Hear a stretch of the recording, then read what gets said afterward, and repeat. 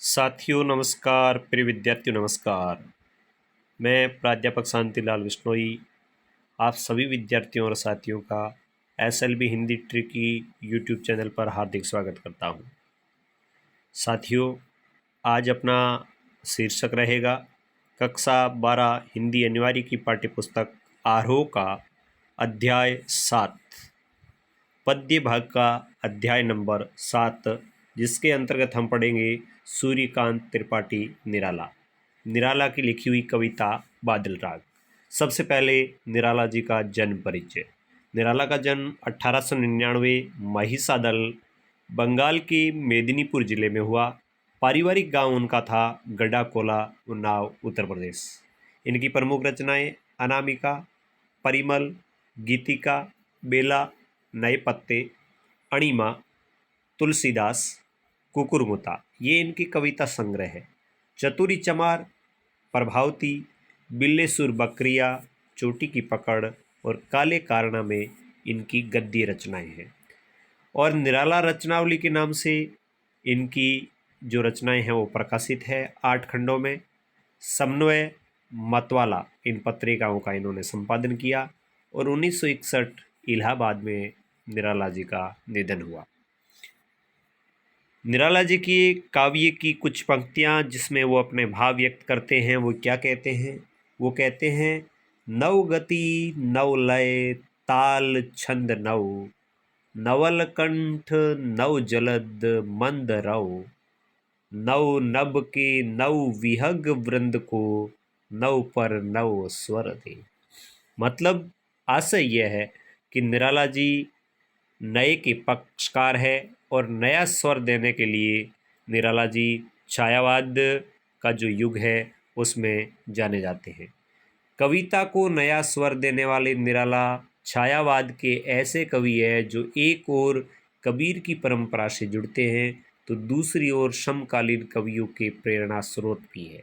उनका ये विस्तृत काव्य संसार अपने भीतर संघर्ष और जीवन, क्रांति और निर्माण, ओज और माधुर्य, आशा और निराशा के द्वंद्व को कुछ इस तरह समेटे हुए हैं कि वह किसी सीमा में बंद नहीं पाता।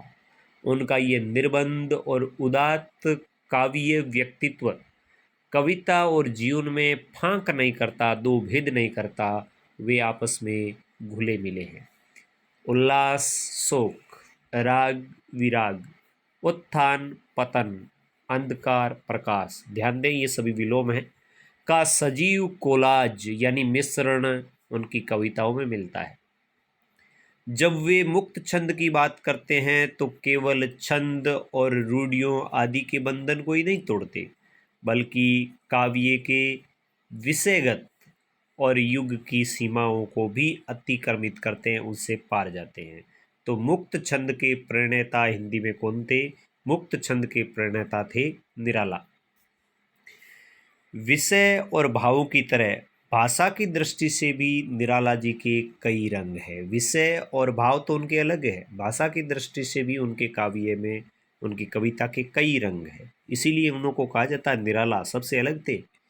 एक तरफ तत्सम सामयिक सामासिक शब्दावली और ध्वन्यात्मक बिंबों से युक्त राम की शक्ति पूजा नामक रचना है और कठिन छंद साधना का एक प्रतिमान उनकी रचना तुलसीदास भी है। तो दूसरी तरफ देसी टटके शब्दों का सौंदापन लिए हुए कुकुरमुता उनकी रचना है। रानी और कानी और महंगू महंगा राज जैसी कविताएं भी है जो आमतौर पर आसान भाषा में लिखी हुई कविता है। दूसरी तरफ राम की शक्ति पूजा और तुलसीदास जैसी कविताएं हैं वो कठिन तत्सम सामासिक पदावली से युक्त भाषाएं है। धिक जीवन जो पाता ही आया विरोध। निराला जी अपने जीवन को धिक्कार रहे हैं कि धिक्कार है इस जीवन को जो शुरुआत से लगाकर अंत तक विरोध पाता आया है। ध्यान दें प्रिय विद्यार्थियों यहाँ पर, क्योंकि निराला जी को दुखों का कवि कहा जाता है, अभावों का कवि कहा जाता है, पीड़ाओं का कवि कहा जाता है, क्योंकि मृत्यु का जैसा साक्षात्कार निराला ने किया था और परिवार के सदस्यों की एक के बाद एक जिस प्रकार मृत्यु उनकी आंखों के सामने हुई थी, उसी को देखकर वो कहते हैं कि धिक जीवन जो पाता ही आया विरोध।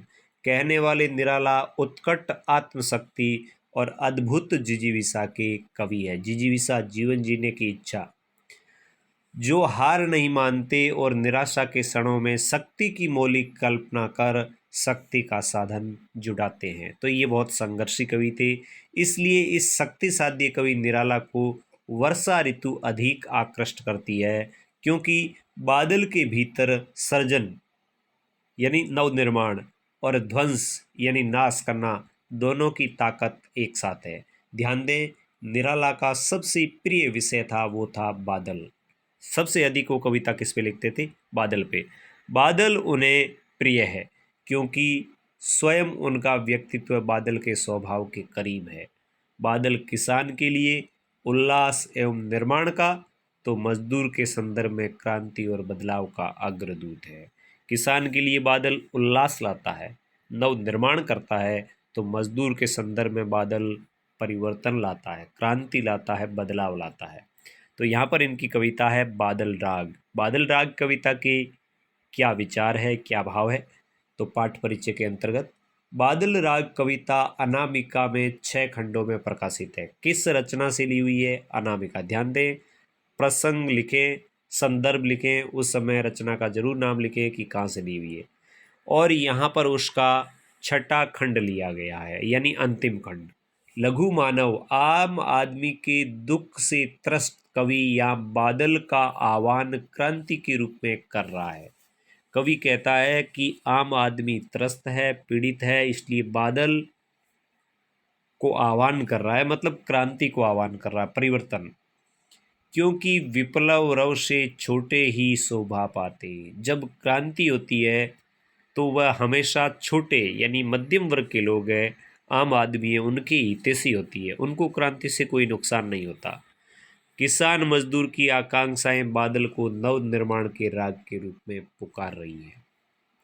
क्रांति हमेशा वंचितों का प्रतिनिधित्व करती है। जिनके पास कुछ नहीं है उनको क्रांति से लाभ होता है, जिनके पास सब कुछ है उनको क्रांति से नुकसान होता है।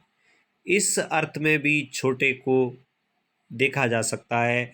अट्टालिका नहीं रे में वंचितों की पक्षधरता की अनुगूंज यानी ध्वनि सुनाई देती है। बादलों के अंग अंग में बिजलियां सोई है, वज्रपात से उनके शरीर आहत भी हो तो भी हिम्मत नहीं हारते, बार बार गिरकर उठते हैं। गगन स्पर्शी स्पर्धाधीर ये बादल दरअसल वीरों का एक प्रमत्त उन्मत्त दल दिखाई देते हैं। चूंकि ये विप्लव के बादल है, क्रांति के बादल है, इसलिए गर्जन तर्जन अमोघ है। गर्मी से तपी झुलसी धरती पर क्रांति के संदेश की तरह बादल आए हैं। हर तरफ सब कुछ रूखा सूखा और मुरझाया सा है। अकाल की चिंता से व्याकुल किसान हाड़ मातर ही रह गए। जीर्ण शरीर, त्रस्त नयन मुख, पूरी धरती का हृदय जल रहा है। ऐसे में बादल का प्रकट होना प्रकृति में और जगत में कैसे परिवर्तन घटित कर रहा है, कविता इन बिंबों के माध्यम से इसका अत्यंत सजल और व्यंजक संकेत करती है। धरती के भीतर सोए अंकुर नव जीवन की आशा में सर ऊंचा करके बादल की उपस्थिति दर्ज करा रहे हैं। क्रांति जो हरियाली लाएगी, उसके सबसे उत्फुल्ल धारक, उसके अग्रदूत नए पौधे और छोटे बच्चे ही होंगे। समीर सागर के विराट बिंब से निराला की कविता शुरू होती है। यह इकलौता बिंब इतना विराट और व्यंजक है कि निराला का पूरा काव्य व्यक्तित्व इसमें उमड़ता घुमड़ता दिखाई देता है। इस तरह यह कविता लघु मानव की खुशहाली का राग बन गई है। इसलिए बादल राग एक और जीवन निर्माण के नए राग का सूचक है, तो दूसरी ओर उस भैरव संगीत का जो नव निर्माण का कारण बनता है।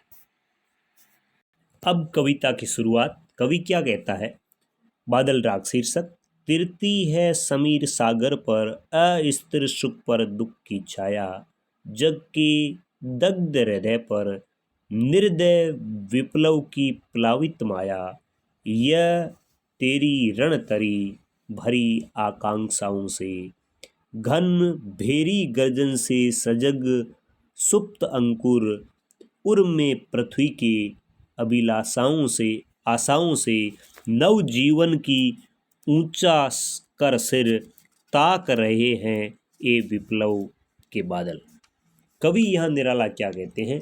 कवि निराला बादल को संबोधित करते हुए कह रहे हैं, क्रांति को संबोधित करते हुए कह रहे हैं, क्योंकि यहाँ पर बादल को निराला ने क्रांति का प्रतीक बनाया है। क्रांति का प्रतीक किसको माना है? बादल को। तो निराला कह रहे हैं, बादल को प्रतीक मानते हुए कह रहे हैं कि बादल संसार के अस्थायी सुख पर दुख की पड़ती हुई छाया के समान है। बादल है वो संसार के अस्थायी सुख पर पड़ती हुई दुख की छाया के समान है। फिर आगे वो कहते हैं कि संसार में जो भी दुख है उनसे लोग जले हुए हैं, और बादल है वो क्रांति के मायावी स्वरूप के समान दिखाई देते हैं।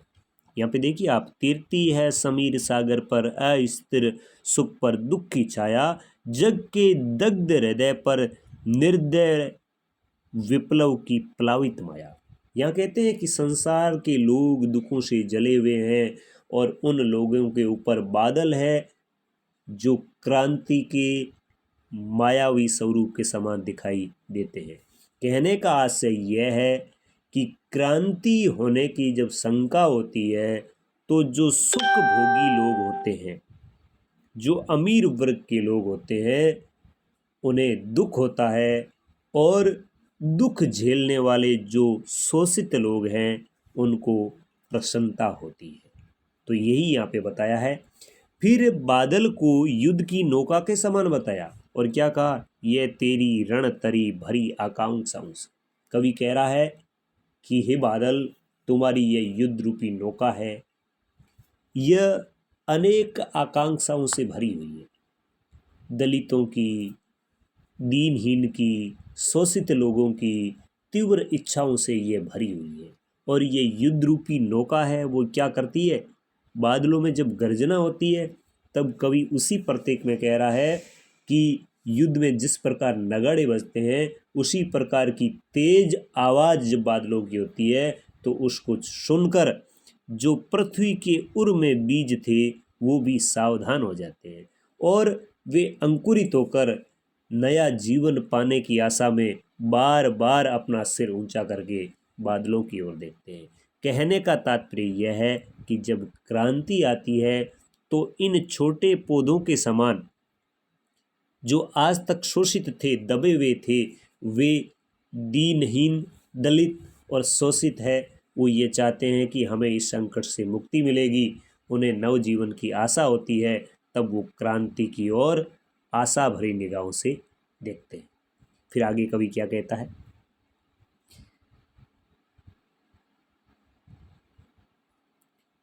फिर बार बार गर्जन वृषण है मूसलाधार, हृदय थाम लेता संसार, सुन सुन घोर वज्र हुंकार, अश्निपात से सापित अनंत सत सत वीर, सत विकसत हत अचल शरीर, गगन स्पर्शी स्पर्धाधीर, हंसते हैं छोटे पौधे लघुमार। एक बार अपने यहाँ तक पढ़ते हैं, गगन स्पर्शी स्पर्धाधीर।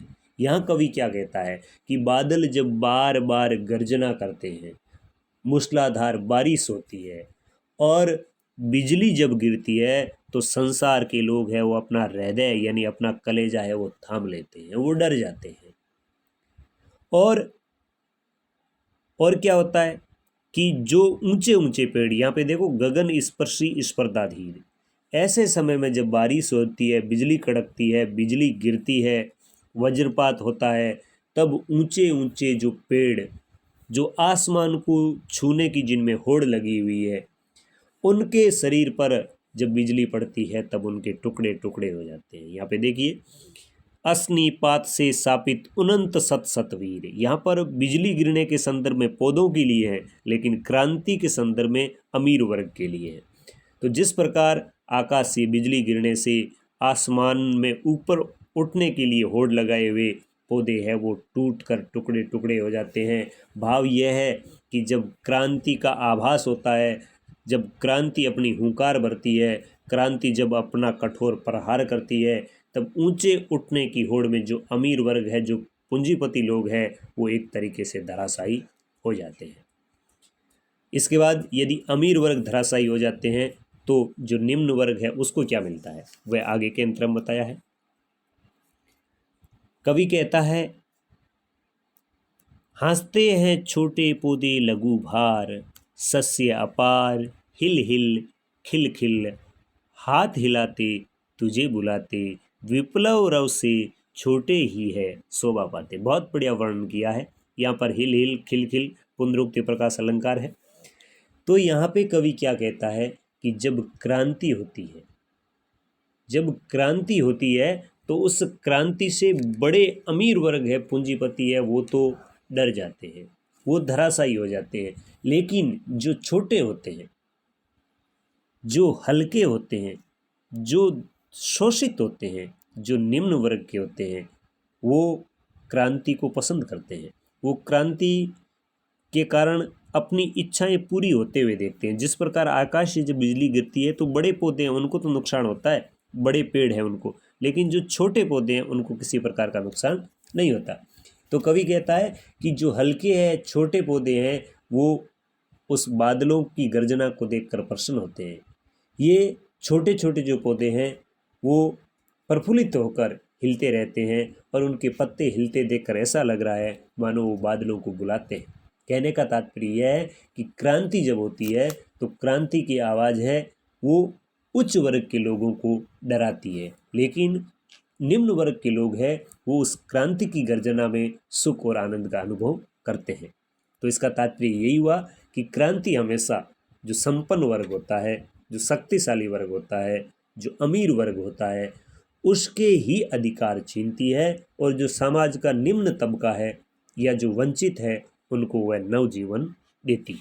आगे कवि क्या कहता है कि जब क्रांति होती है तो अट्टालिका यानी बड़े बड़े जो महल है वो पूंजीपतियों को कैसे लगते हैं। कवि क्या कहता है, अट्टालिका नहीं है रे आतंक भवन, सदा पंख पर ही होता जल विप्लव पलावन, शुद्र प्रफुल्ल जलज से सदा छलकता नीर, रोग शोक में भी हंसता है शैशव का सुकुमार शरीर, रुद्ध कोश है शुद्ध तोष है। कवि क्या कहता है, कवि कहता है कि जब क्रांति होती है तो अमीर वर्ग के लोगों के जो ऊंचे ऊंचे भवन हैं वे भवन दिखाई नहीं देते। उन्हें भवन कहना ठीक नहीं है, उन्हें तो क्या कहना चाहिए, आतंक भवन, यानी जहाँ पर डर ही डर है, जहाँ पर भय ही भय है, जहाँ पर त्रास ही त्रास है, जहाँ पर पीड़ा ही पीड़ा है, क्योंकि उसमें रहने वाले लोग हमेशा पीड़ित, शंकित, भयभीत और डरे हुए रहते हैं। क्यों? क्योंकि कवि आगे क्या कहता है, सदा पंख पर ही होता जल विप्लव पलावन, क्योंकि पानी है उसका बहाव हमेशा कीचड़ पर ही होता है। जब बाढ़ आती है, जब विनाश होता है तो हमेशा वह कीचड़ पर ही होता है। कहने का तात्पर्य यह है कि जब मध्यम वर्ग है या निम्न वर्ग है उसका शोषण हुआ है, उस पर अन्याय हुआ है, तो वे लोग एक तरीके से कीचड़ से लथपथ लोगों के समान है। तो यहाँ दलित लोगों के लिए कहा है कि वो क्रांति के वाहक है, उनके द्वारा ही क्रांति होती है, क्योंकि यदि कीचड़ होगा तो उस पर जल का प्रवाह होगा। उसी प्रकार यदि लोगों का शोषण किया जाएगा तो उनके माध्यम से क्रांति आएगी, और उस क्रांति के द्वारा जल में जिस प्रकार छोटे छोटे कमल है वे खिलते हैं और फूलों से लदे रहते हैं, उनके पत्तों से पानी टपकता रहता है, उसी प्रकार जो अमीर लोग हैं उनको भी खून के आंसू रोना पड़ता है। कहने का आशय यह है कि जो संपन्न खानदान में जन्म लेता है वह शिशु हमेशा क्रांति से वो भयभीत रहता है, क्रांति को वो सहन नहीं कर पाते। इसके विपरीत रोग शोक में भी हंसता है शैशव का सुकुमार शरीर, लेकिन जो बालक दलित वर्ग में पैदा हुआ है, शोषित वर्ग में पैदा हुआ है, निम्न वर्ग में पैदा हुआ है, ऐसे शिशु हमेशा साहसी होते हैं, सहनशील होते हैं। रोग और दुख कुछ भी, कोई भी दशा आ जाए उसमें वो हमेशा हंसते रहते हैं। क्रांति में ऐसे ही लोगों का योगदान होता है। जो संपन्न लोग हैं वे अपने संपूर्ण धन को, रुद्ध कोष शुद्ध तोष, वे अपने संपूर्ण धन को कोष में, खजानों में बंद कर देते हैं। जो गरीब लोगों के कभी कोई काम नहीं आता, उनके पास बहुत अधिक धन है लेकिन फिर भी वो संतुष्ट नहीं होते हैं। तोष यानी संतुष्ट नहीं होते हैं। कवि कहता है कि जब बादलों की गर्जना होती है तो उन लोगों का जो कोष है वो एक तरीके से रुद्ध है, रुका हुआ है, खजाना उसमें अपार भरा हुआ है, लेकिन वह गरीबों के काम नहीं आता और उनको संतोष भी किसी प्रकार का नहीं है और वो क्रांति की आवाज़ सुन सुनकर हमेशा डरे रहते हैं। वो किस प्रकार डरे रहते हैं आगे के अंतरे में। अब कवि यहाँ पे बता रहा है कि जो उच्च वर्ग के लोग हैं, जो धनी लोग हैं, जो पूंजीपति लोग हैं, वो क्रांति का स्वर सुनकर, परिवर्तन का आभास करके किस प्रकार से वो डरे हुए हैं। अंगना अंग से लिपटे भी, अंगना का अर्थ है स्त्री, अंगना अंग से लिपटे भी आतंक अंक पर कांप रहे धनी, व्रज गर्जन से बादल त्रस्त नयन मुख ढांप रहे, जीर्ण बाहु है शीर्ण शरीर, तुझे बुलाता कृषक अधीर, ए विप्लव के वीर, चूस लिया है उसका सार, हाड मात्र ही है आधार, ए जीवन के पारावर। पारावर का अर्थ है यहाँ पर बादल, बादल या कह सकते हैं नव जीवन देने वाला, नव जीवन देने वाला। तो यहाँ पे कवि क्या कह रहा है? कवि कह रहा है कि जो अमीर लोग हैं, जो पूंजीपति लोग हैं, जो शोषक लोग हैं, वे एक तरीके से क्रांति का स्वर सुनकर, क्रांति का आभास करके डरे हुए हैं और वे भयभीत होकर, बादलों की गर्जना से भयभीत होकर, क्रांति की गर्जना से भयभीत होकर अपनी सुंदर शरीर की स्त्रियों से लिपट गए हैं। आतंक के कारण वो उनकी गोदी में जा छिपे हैं और डर के मारे कांप रहे हैं। वे भयभीत होकर कभी अपने मुख को छुपाते हैं तो कभी अपनी आंखों को छुपाते हैं। अत्यधिक धन प्राप्त करने के बाद भी उनको संतोष नहीं मिलता और हमेशा उनको अपनी सुरक्षा और अपनी धन की सुरक्षा का डर है, वो हमेशा सताता रहता है। तो इन चार पंक्तियों में अंगना अंग से लिपटे भी आतंक अंक पर कांप रहे हैं, धनी व्रज गर्जन से बादल त्रस्त नयन मुख ढांप रहे हैं। अब आगे कवि क्या कहता है कि जीर्ण बाहु शीर्ण शरीर, ये आया है एक किसान के लिए कि किसान की क्या दशा हो गई है। तो वह बादल को संबोधित करते हुए कह रहा है कि हे बादल, हे क्रांतिवीर, हे क्रांति के प्रतीक, हे क्रांति दूत बादल, देखो तुम किसान है, वो अधीर होकर अपना धैर्य खोकर वह तुझे बुला रहा है। उसकी बाहें हैं वो जीर्ण हो गई है, कमजोर हो गई है, थक गई है और उसका शरीर बहुत दुर्लभ हो गया है, शीर्ण। उसका पूंजीपति लोगों ने, शक्तिशाली लोगों ने, संपन्न लोगों ने उसके पूरे शरीर की शक्ति है वो छीन ली है, उसके पूरे शरीर की शक्ति है वो छीन ली है। जीवन शक्ति को उन्होंने जोंक की तरह, जिस प्रकार जोंक है वो खून चूसता है, उसी प्रकार चूस लिया है। पूंजीपतियों ने उसका शोषण करके उसकी संपूर्ण कमाई है वो हड़प ली है। इस कारण वह केवल और केवल हड्डियों का ढांचा मात्र रह गया। उसका रक्त और मांस सब का सब पूंजीपति लोगों ने नष्ट कर दिया है, वो चूस लिया है। हे नवजीवन देने वाले बादल, हे जीवन के पारावर, हे नवजीवन देने वाले बादल, तुम जीवन देने वाले हो, जीवन देने के सागर हो। तुम ऐसा जल लोगों को उपलब्ध कराते हो, जीवनदायी जल लोगों को उपलब्ध करवाते हो, तो तुम ही वर्षा करके उस किसान की रक्षा कर सकते हो। तो यहाँ पर पहले तो बादल को क्रांति के रूप में, लेकिन पाठ का अंत आते आते किसानों के हित में यहाँ पर बरसात की बात भी हुई है। तो एक तरफ है क्रांति की क्रांति जब आएगी तब इन किसानों को शोषण से मुक्ति मिलेगी।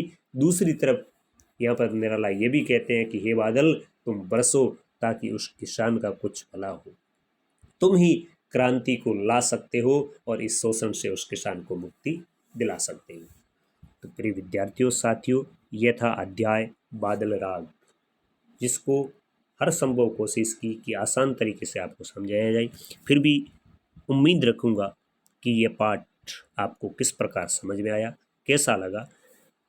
वीडियो के नीचे कमेंट बॉक्स में अपनी राय जरूर दें, वीडियो को लाइक करें, अधिक से अधिक शेयर करें और चैनल को सब्सक्राइब करना न भूलें। मिलेंगे किसी और अध्याय के साथ, तब तक आइए दीजिए नमस्कार। जय हिंद, जय भारत।